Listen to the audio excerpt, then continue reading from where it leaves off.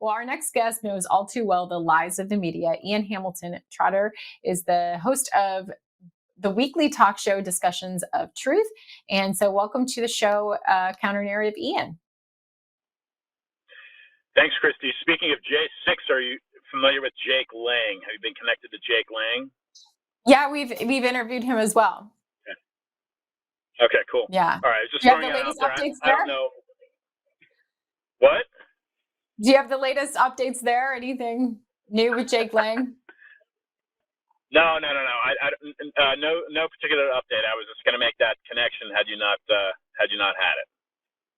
Yeah, there's so much to keep up with, and I mean, everyone's story is different. But the thing that brings all these stories together is we are in a police state. We should never have been treating people with such inequitable justice. People right now have, or in recent days, I should say, have stormed the Capitol, if you will, for another cause, the whole Palestinian-Israel conflict, and it's treated completely differently. It's never consistent, and I don't know how we can get consistency back in the judicial system. It's so alarming. But you are passionate about consistency and justice and truth. And I was reading your article, No More Deaths Camp, a Trojan horse at the border. And whoa, it's very deep. It's so well written that I was like, wait, I got to read that again, because it's kind of hard to follow. You just dig so deep into it. That probably speaks more to me than anything else. But can you break down what you were trying to get across in terms of that article? Yeah, wow, that's really nice of you to say, Kristi, and I appreciate you taking the time for that. So I started Discussions of Truth in 2016 in Miami because of a different virus outbreak called the Zika virus. So I was fairly well prepared to kind of take the vantage point of what's happening with this pandemic rather than the epidemic local to Miami. And once I realized what was happening, the integration of technology through people like Patrick Wood and Anthony Sutton. If your listeners are not familiar with those people, they should be studying them immediately. I realized the task at hand here. So anyway, fast forwarding to 2023/2024, I just returned from Arizona. I spent 3 weeks in Arizona, and I spent three of those days right down on the border. And one of the days was with a guy named Jim Chilton. Now, Chilton has been singled out by Donald Trump because part of his property, of the 50,000 acres, he leases most of that, grazing rights for the cattle. But part of that property is literally right down on the border. So with Citizen Media News, that guy's name is Roger Farina. He and I went down to Lukeville. We started at Lukeville. We talked to at least 100 people. Literally, they're just like we're seeing on footage from Newsmax, Fox News. These people are up through Guatemala, up through Mexico, and they're literally walking right to our points of entry. They're congregating. Our Border Patrol is told to stand down. They're being processed, and as long as they're declaring that they are seeking political refugee, they're given a court date, which sometimes we know can be 4 years. I saw this firsthand, is what I'm saying, at Lukeville. We spent the night in Ajo, AJO, which is close to an Air Force base there, and then in the morning we went over to Sassabee. Sassabee is a much smaller point of entry, and we met a guy named Jonathan Alexander and Kim Yeater and some other folks. We spent 6 hours along the border that day, and what we saw there was a different type of person, in my opinion. And I'll get into a little bit more of the nuts and bolts of kind of what I've got listed in that article, so your readers can comprehend that. But the type of person we saw east of Sassabee, and this is where the government is working with an Indian reservation, if you will, Native Americans. This is where the cartels are bringing in their weapons. This is where they're bringing in more of their smuggling activity. The folks that are congregating on those points, those points of entry, like Tijuana, like we're seeing right now at Eagle Pass with the Texas National Guard, those folks are more benign. Those folks are more, yeah, hey, I'm just going to take advantage of this ridiculous Biden regime, right? And we're just going to enter the U.S. for a better life. There's definitely those people there. They're part of the equation. But what you're seeing on the Indian reservation on private land, like Jim Chilton, that's where you're seeing the cartel have their assets being moved through. That is the fentanyl. That is the methamphetamine. That is, like I said, the weapons. That's where they're smuggling in their 20s, their 30-year-old men of military age. That's where Hamas. I mean, there were people there, even at Lukeville, right? There's people there from Africa, Chad, Sudan, people from Pakistan. And you take a look at somebody in the eye. You take a look at somebody in the eye, and you can get a pretty good feel of what the energy of that person is. And some of these guys would give me glares back. They would look me back like I'm an enemy. And, I wanted to keep the peace, and the Border Patrol, the guys we talked to didn't want to be doing what they're doing, but that's the order, the stand down. So these people are here for nefarious reasons. Make no mistake about it. So anyway, No More Deaths Camp is something I wrote about because people need to understand what is happening there. There's a guy named Michael Yon, There's a guy named Michael Yon that I was connected to by a woman named Maureen Steele.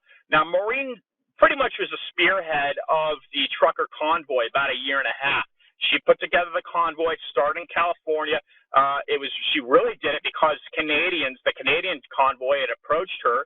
And so anyway, so Maureen had introduced me to Michael Yon. I spent 2 hours on the phone with Michael. I put him, I made him part of a conference call with about 15 other politicians in Arizona and Texas so that people could exchange information. But what Michael Yon told me, as he's based right now down in Panama, I think that's public information, you can find it on Twitter. What Michael told me is that the IOM, that is the International Organization for Migration, is spearheading and orchestrating this movement up from Panama up through the U.S. border. The purpose is to erode the border. That's what we know the Biden administration is doing with Kamala Harris. One of her first things when they took control of the White House was to go down to Guatemala, go into Mexico City. She did that before even going to the Texas border. I think it took her 2 years to get the Eagle Pass. And what did she spend, 5 minutes there? So the systematic orchestration by the IOM, which is a UN agency, is what people need to zero in on from the best of my research right now. And that is because Michael Yon laid it out for me. This is a UN agenda, and it correlates, as people will find in my article, to Agenda 2030 under Sustainable Development. The entire purpose is to literally weaken the United States, make it obsolete, no longer a major player on the international level, weaken its economy. There's a lot of different tactics they're using, and that's why I say Trojan horse. Because the U.S. is the largest funder, to the best of my knowledge, of the UN. It's operating right there in Manhattan on international land. But let's get back. So that's enough to kind of start processing and digesting. No More Deaths Camp is incredibly important. And I will continue to talk if you'll let me. So if you want to say something, it's your show. You'll say something. I mean, it's all fascinating, and it's a different take on what's going on. So go ahead. Yeah, so No More Deaths Camp. So I spent, and this is a guy that's been operating his ranch since the mid-'80s. He's been a rancher his entire life. He's a fifth-generation rancher in Arizona. He and his incredibly adorable wife, Sue, she spent the day making a roast for us. She's preparing this dinner for Kathleen Wynne and I. Kathleen's running for Congress out of Tucson. And Kathleen and I went down to Chilton's ranch. We spent the day with him. He drove 20 miles down to the border to show us exactly what's going on. And sure enough, Kristi, there's cartel right there on the hillside, seen with the naked eye, just looking at us. They're looking at us. And so Jim's, of course, armed. We get out of the car. There are signs by NGOs, non-government organizations like No More Deaths Camp. There are signs right at the border that are pointing people and telling them where to go to get the processing by Border Patrol, and showing them the distance they have to walk along the border fence. Okay, now the Biden administration is taking out portions of that fence so that it's easier to cross the border rather than taking the entire wall out. they're taking out portions of it. But, of course, the cartel's instructing them on where to go. And, of course, these NGOs like the Red Cross, like Catholic Charities, that are all tied into the IOM to the best of my knowledge, are orchestrating. They're giving people maps, bus maps up Central America, showing them how to cross and where to cross into the border. Anyway, so that's the stuff we see. So we take the sign right out of the ground. A couple of them, we threw them in the back of Jim's truck. We just throw those away. Anyway, so I don't know if that was legal or not, but it's what I did. It's what Jim wanted to do. He's 84. I'm going to follow Jim's lead. It's his land. Okay. So that's the point here is No More Deaths. No More Deaths Camp is a religious organization, and it's operating, I believe, it's operating as a refugee service. So we will give these illegal immigrants water. We will give them blankets. And by the way, there's plenty of those down there at the border. You just walk down there, you can see them. They're working as a refugee service. But I believe, and of course, under the Biden administration, the Border Patrol they invaded. I'll use the word invaded. The No More Deaths camp, because there's some illegal activity going on in that camp itself. This is operating on private land that's owned by the former author Bird Baylor, and the Border Patrol made some arrests under the Biden administration, or excuse me, the Trump administration. Under the Biden administration, they're given full wheel. You can't. I'd like to fly some drones over the camp.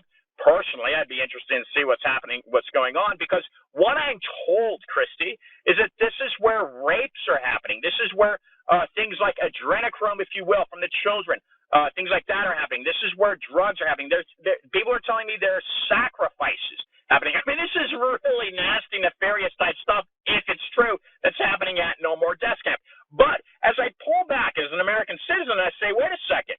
No more deaths, regardless of whether you're operating on private land or public land, you are harboring and you are fostering illegal activity at the very base. And that illegal activity is the fact that they are catering to an illegal entry into our country. So whether it's operating on private or public land, it's operating on private land, as I said, they are still accomplices in a crime as far as I'm concerned. But that's what I write about with No More Deaths Camp. And I use that term Trojan horse, because if you disguise yourself, and I open up the article alluding to Sun Tzu, The Art of War, and the Sun Tzu Art of War is deception. If you can disguise yourself as a refugee service, you're lending a hand, you're helping somebody. Then that's where you can quickly deflect any illegal or nefarious or ill attention that you might otherwise be conducting, and that's what I suspect is happening at No More Deaths. I've seen it happen myself. I've been at the border there, seeing Catholic Charities, a whole lot of funny business going on. It didn't seem like there was any checks on where these children were being sent. It broke my heart because there's some strange characters picking up the kids, in particular, being right there on the border and watching this happen through Catholic Charities. I mean, it's crazy. But I'll make sure that I link to your article in the description box below if people want to read that whole thing. I only have a couple more minutes with you, and I want to hit a couple other points. You have a USA Truth Tour that's going to be in Mezcal, Arizona, February 10th. Okay, so thanks for promoting that, talking about that. It's supposed to be in Tombstone, initially Mezcal, which is the movie ranch that helped film Tombstone, had agreed to letting me do the event. And then they said, well, we can't do it after about 3 weeks of talks. So now it went to Tombstone, the town of Tombstone. I just came back from Tombstone. And Tombstone, unfortunately, has not given me authorization as of yet. But yes, the projected date is February 10th. I'm calling the tour U.S. Border Assembly because I'm bringing in different speakers. It's basically mirrored off of what I did for the Oregon ranchers. Kathleen Wynn asked me to do it for the Arizona ranchers. I did an event for the Oregon ranchers in late September. And so anyway, so yes, the projected date is February 10th. But I'm being told that I have not received authorization yet from the city of Tombstone because they're concerned about cartel activity and cartel awareness. Yeah, that's great in and of itself. But we'll make sure we link to that event too, so people can get the latest information on when and where that is happening. And we didn't get to mention your book either. Your book is Freedom Reserved, No More Lies. Just can you tell me briefly what that's about? Yes, please order a copy now. Chris is the guy that runs the publishing house. It's called Trine Day. I've had an agreement with Chris for a while, and so please order your copy now. You can get it at Books A Million. I think there might be a link up on Amazon. Trine Day.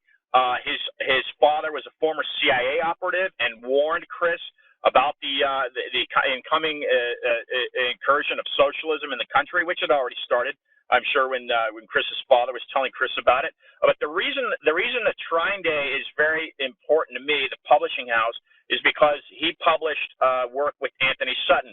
Anthony Sutton is where I based all of my studies and research off of. Anthony was writing about the corruption in the Federal Reserve in the early 70s as a Stanford Hoover fellow, and they began censoring him. And so he says, well, you've hired me for my research.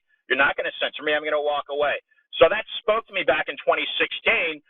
Because I was linking the Rockefeller to Skull and Bones at Yale and the Federal Reserve and these various links, and then the Rockefeller, of course, to the United Nations.